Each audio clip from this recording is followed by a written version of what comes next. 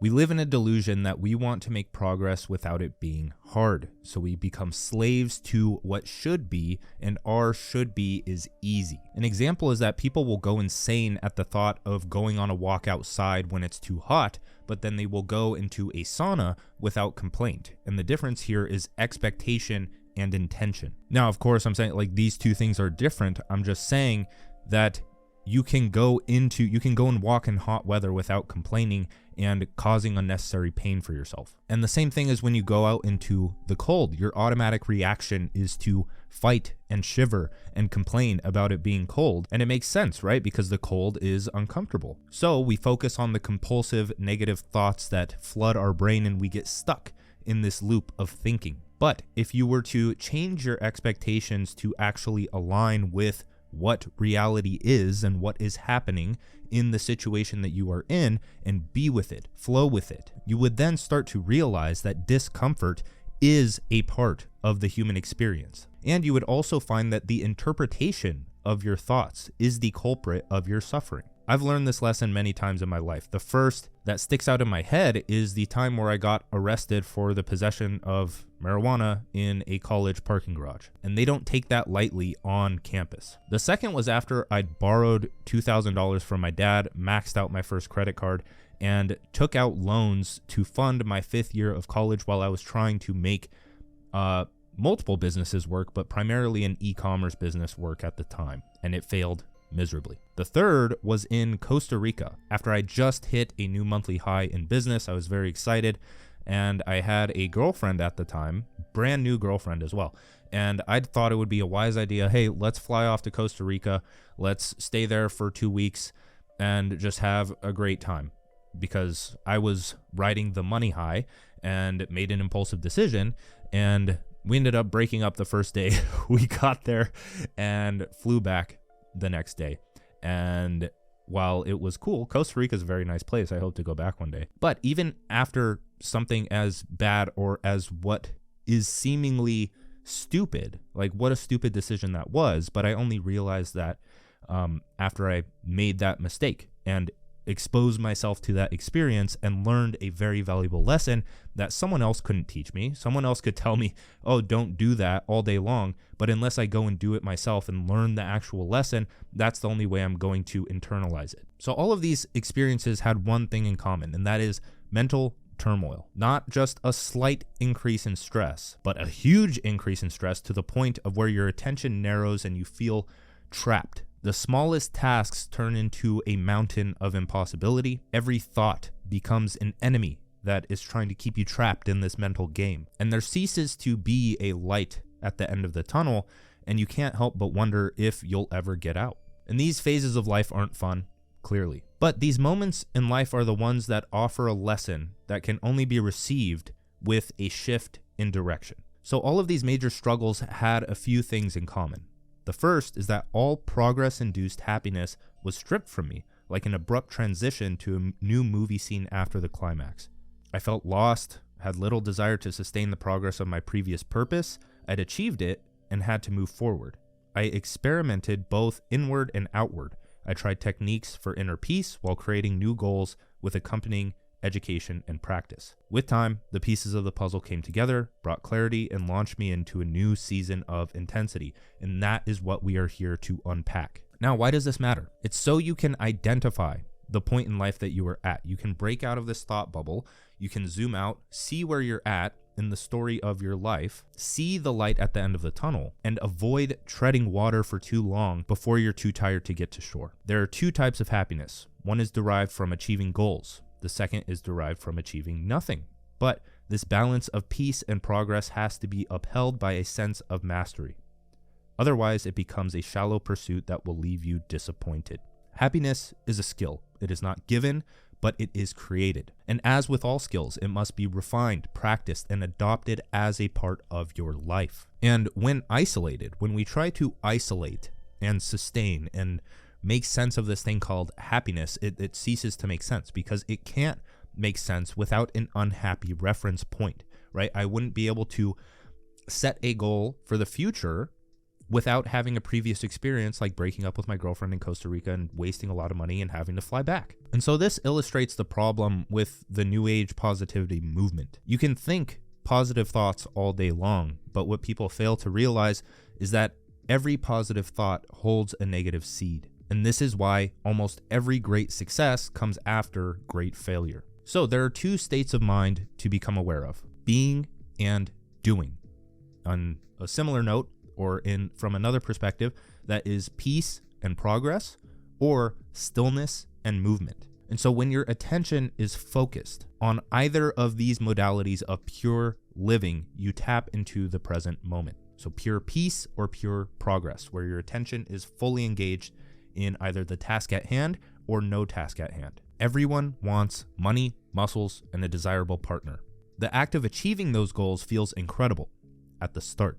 If you don't have a philosophy or sense of mastery behind your material pursuits, you're in for a rude awakening. Even if your actions don't change, the why behind them can. A bodybuilder that got started after a tough breakup can shift his focus to find meaning in the microcosm of life that training is, if they allow their mind to see beyond the identification with the material world. Now, those that do often acquire their material desires change on the outside, but not on the inside. Many people turn a physical 60 years old while still having the mind of a 12-year-old going through an emotional puberty. The main Buddhist teaching is that of impermanence. That is, nothing can be isolated and held static by the mind. This includes ideas, feelings, emotions, people, locations, and everything else that we try to latch onto and expect to stay the same forever. The identification with ideology, dogma, and other static mental constructs is the source of our suffering. When those things are threatened,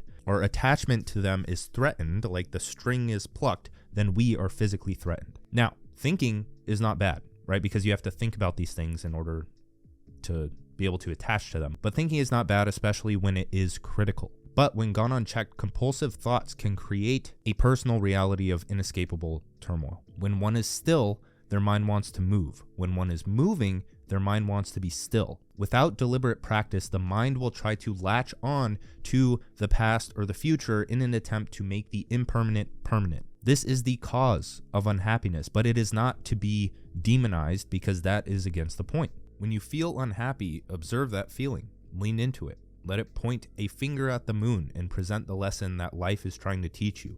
From that low, lean into the coming high. Now, the activities that launch you into these blissful states of mind, either being or doing, are personal. You must observe, hypothesize, experiment, fail, learn, and repeat this never-ending process. That is, even once you've reached some form of objective success, because even that isn't permanent. If you aren't tired when you go to bed and excited when you wake up, you need intensity and goals. The secret is to engage the mind with the impermanence of life and flow with it, rather than the mind trying to fit the impermanence of life into some form of permanent structure. Now, there are seasons of intensity that most of us have experienced, and that's what we're talking about here. We're talking about the cyclical seasons of intensity and experimentation. And so when we experience these seasons, it usually goes along the lines of the universe aligns, everything clicks, and you act on an idea that makes perfect sense. You have clarity on your goals, reaching new levels of skill, and enjoying the process. You feel a sense of purpose, and it seems like there isn't enough time in the day, but you wouldn't change it for a thing. The feeling of pure progress is unmatched. No distractions, absolute clarity, placing 1, 2, 3 bricks down to build your vision for the future. Now, it would make sense to fill our days with activities that we can sustain this feeling with, right? And when we aren't able to do those activities, then we resort to peace, right? So we balance the peace and progress. That's what we're here to talk about. And the seasons of intensity aren't really the problem here. We're not worried about those because those happen after a season of feeling lost. And that is exactly the problem here, is those seasons of feeling lost, because people don't perceive that situation as an opportunity. And during these times of feeling lost, where you don't really have a purpose to work towards, you don't have progress to be made, you are just in this grind of trying to gather pieces and preparing yourself for that next season of intensity. And so this is where your mind opens itself up to the potential of mental turmoil, the things we talked about earlier, when either a massive shift happens or you just gradually decline after a season of progress into this low point where you have the possibility to get stuck in a rut. And so if you can master your mind in these periods of struggle, then the negativity ceases to be so negative, and you can engage your attention in the right things that will lead to not only a better feeling during these times and more sense of control over your life during these times, but it expedites the process to reaching another stage or season of intensity. So during these seasons of feeling lost, or really at any time, self-experimentation is the only way to solve your problems for good. People can diagnose and prescribe a solution to your problems, but that's usually a guessing game of back and forth, of trying to align goals and figure out what the best solution for you is. But even a prescribed solution can be given to anyone. It's not tailor fit to your situation, meaning that it isn't going to be sustainable and that you're going to have to find a new solution anyway. So it's better to just self-experiment from the start. So let's imagine that you're feeling low energy, right? You're not in this season of progress where everything is going well. You're in this season of feeling lost and in a season of struggle, we'll call it, where you're feeling low energy, and that is a problem that you want to solve. So since you're experiencing this problem, you're subconsciously in search for a solution. And so when someone pops up onto your timeline with confidence and conviction saying something like the vegan diet is going to solve all of these specific problems that you have, because that's what marketers do, and there's not a problem with this, of course, but you have to think critically as to what applies to your situation, and you have to view it holistically and not just latch on to this diet ideology that someone is promoting. And so what a lot of people do, and what I've done in the past, not specifically with veganism, but you're feeling low energy, you decide to try out the diet, and from this unenlightened state, you clean up your diet, you follow their advice as if it were law, and you see the results that they mentioned or promised. And then most people attach to that diet ideology and become a prophet of it. And you attribute the results that you experienced to that specific method. And a lot of people latch onto it as if veganism is the only option, and they will defend that ideology or that identity that they formed like their life depended on it, because that's how it feels for them since their identity is threatened. In reality, what happened is independent of veganism in this case. You ate more nutrient-dense foods. Your actions worked to survive your vegan identity. You had clarity, not chaos, by following a disciplined nutrition regimen. People often write off like how much clarity really helps. When you experiment with a solution or you try something new and you have the clarity in your day because you have this step-by-step thing to follow, that's what makes you feel good beyond all measure. Yeah, if you clean up your diet, you're going to have a bit more energy, but most of it is psychic energy being freed up, so you actually have the space and open focus, and you're not so narrowed in and stressed on solving the problem. But now, if you were not to attach to this diet ideology and you were to try veganism for a month, carnivore for another month, flexible dieting for another month, keto for another month, you would make connections between the diets to reveal the fundamentals of health. Pattern recognition equals dopamine. It would feel good doing this. You'd pick and choose certain methodologies that you enjoy, meaning they will bring sustainable results. Next, you'd refine a system that fits your individual nature to perfection. You see what you're doing here? You're adopting these different perspectives and seeing them for what they are, which are impermanent and good guidelines, and then you would test them out and pull the things that work best for you. Okay, so that was the purpose of self-experimentation and the importance of self-experimentation. But what we need to do now is separate two again, right? So there's being and becoming, or being and doing, or peace and progress, right?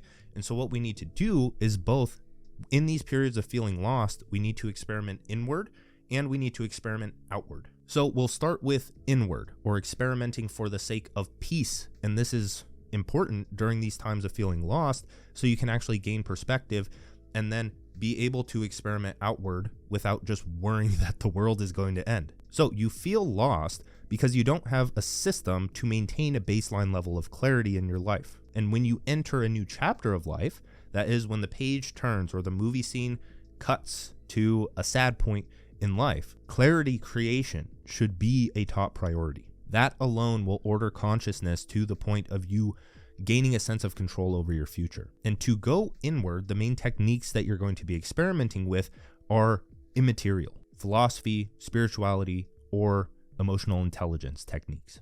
The techniques you can experiment with include, but are not limited to, reading, meditation, observation, self-inquiry, contemplation, long walks. These activities engage your attention with the present moment. And as with all skills, you improve with progressive overload like you would weights in a gym. And that is by gradually increasing the level of challenge as your skill increases so that you don't get anxious or bored. If the challenge is too high, then you get anxious and you're not going to do it.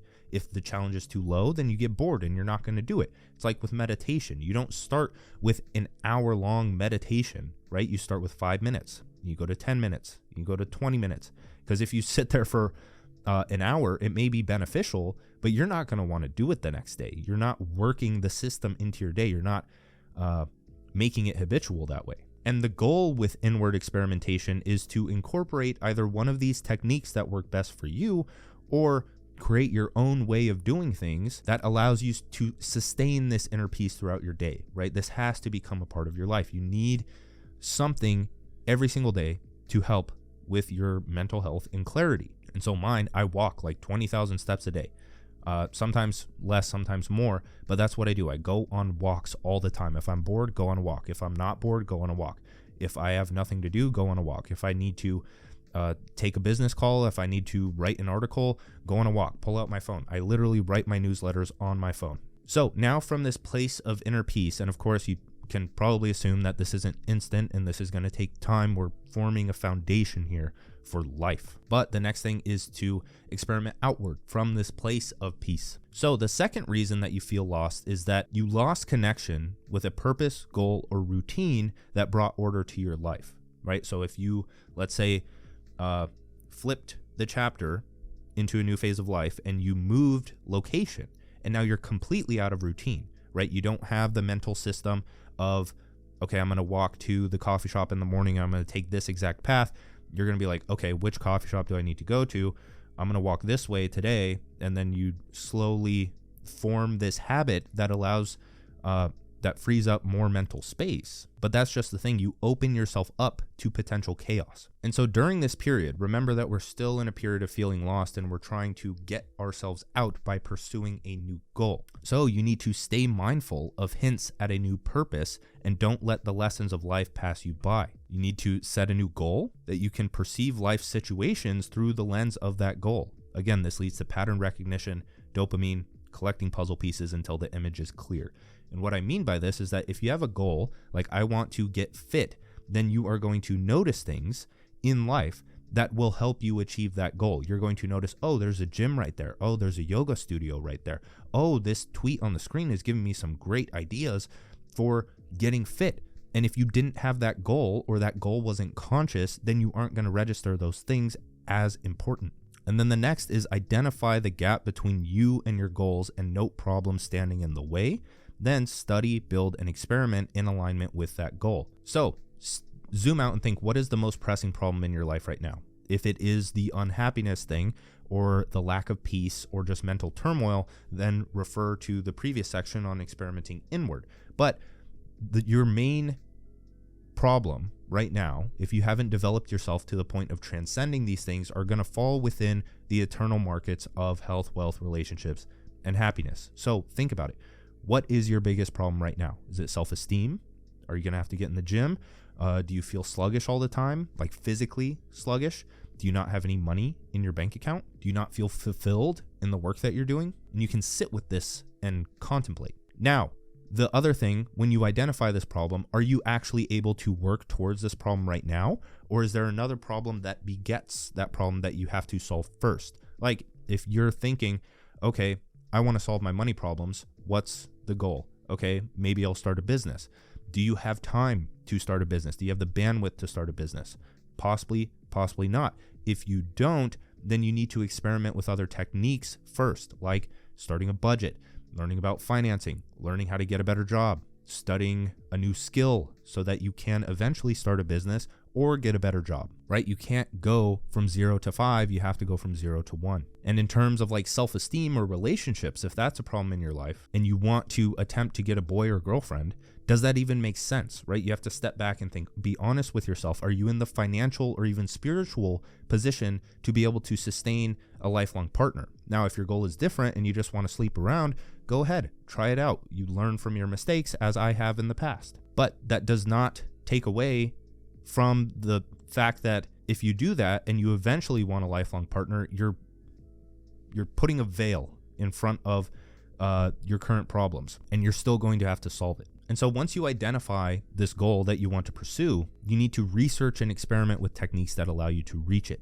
And so as you progress through this season of experimentation, which is a reframe of a season of struggle, clarity begins to culminate, right? It isn't immediate, even though when that last puzzle piece clicks into place, it is immediate, and then that's when you launch into a season of progress. And during these seasons of progress, you will hit new highs, right? So as you're experimenting outward and inward, you're going to reach new baselines of happiness in either direction, like hitting a new monthly high in business revenue. But you have to understand that all highs come down a bit. Like when you think of progress, it's a curve where it's like up and then down, but higher than last time, and then up, higher than last time, but down, lower than last time, and then up, higher than last time. So you're going to go up and down, right? And so we want to sustain a certain baseline. And as you're doing this in your season of intensity, you have to keep in mind the importance of systems. It's like bulking and cutting in bodybuilding. When you bulk,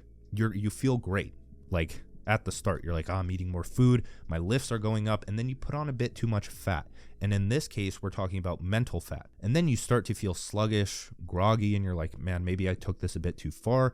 I feel like I need to cut back and just start from scratch, but from a place of newfound muscle, right? The new baseline level of muscle that I've built. And so when it comes time to cut without a proper system in place, you're going to lose a lot of that muscle, right? You can't just cut super quick and try to reach this other baseline, especially in like business revenue, or you could even think about a connection of how this happens in relationships. So as you're turning the final page into like from a season of progress into a season of experimentation, when you hit a new monthly high and you know it's going to come back down, you need to be able to separate signal from noise. What are the levers that you have been pursuing in your day and what just doesn't belong there? And when you focus on the levers that are actually getting you results and you're able to systemize and make those habitual in your day, make them a part of your life, then you can start to sustain those higher baselines. The entirety of this process of experimenting to solve your problems, gaining clarity on a new chapter in life, pushing to new highs, and systemizing the process to maintain results is the essence of life itself. People have just lost touch with it. And in fact, it's just another perspective on the scientific method. So do what you will with this information. I am but another human that pursued a goal, figured it out, and am passing down my lessons. I would encourage you to do the same. So that's it for this video. Like, subscribe, comment, links in the description for 2-hour writer course, learn an evergreen skill and how to apply it to the digital world. Digital economics is a step up from that, just an entire masterclass on brand, content, marketing, promotions, how to create an offer, all that good stuff. Modern Mastery is a community you can join for $5, have an entire strategy library for business, self-improvement, performance, and a community of like-minded people that you won't find in your physical location, or else you probably wouldn't be watching this video and you'd be off with them building businesses. So that's it. Appreciate you watching. Enjoy the rest of your day. Peace.